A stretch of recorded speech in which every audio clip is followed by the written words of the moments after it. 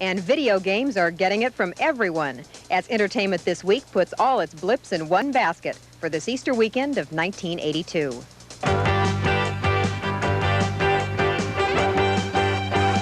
Speaking of marketing, one of today's greatest marketing triumphs in the entertainment field is video games. It's a business which has tripled in size in just 3 years. Ron Hendren went out in the field to bring us this special report. One of the traditional battlegrounds for the entertainment dollar has been here, the movie theater box office.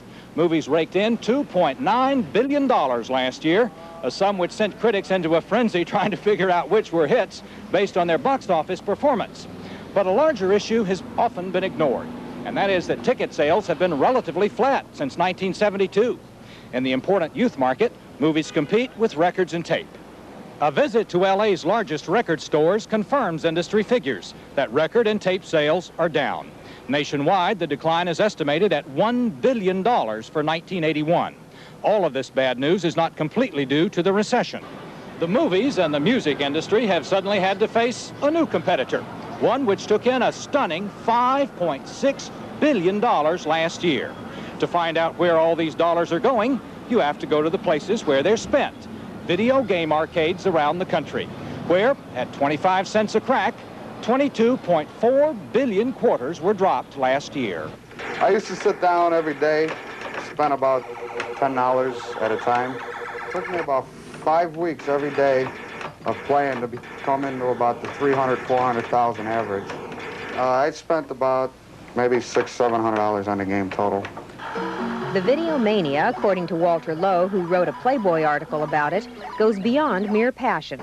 The games certainly are conducive to obsessive behavior. Someone who has a tendency toward obsession certainly is in trouble when they get into the world of video games.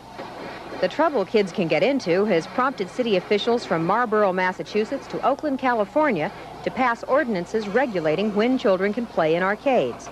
Such regulations, currently embroiled in court challenges, meet the approval of mothers like Mrs. Ronnie Lamb, who has been leading parents to take a stand against the uncontrolled spread of the machines. I think to a certain extent it's taking over some children's lives.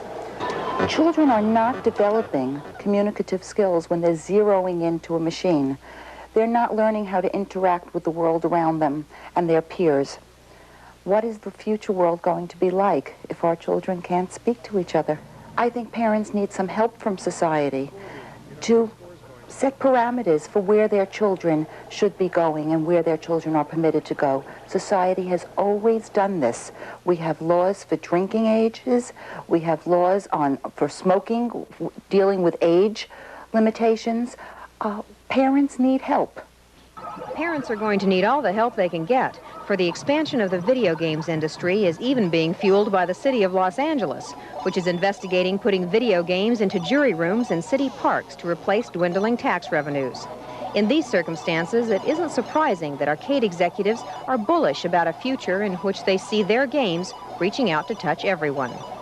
Probably within a year or a year and a half, because of computers and the sophisticated use of computers and the technology, you'll be able to come into Castle Park in Sherman Oaks and put a quarter in a machine and play your brother-in-law in Castle Park in Miami on the same machine and have a competition long distance, if it will.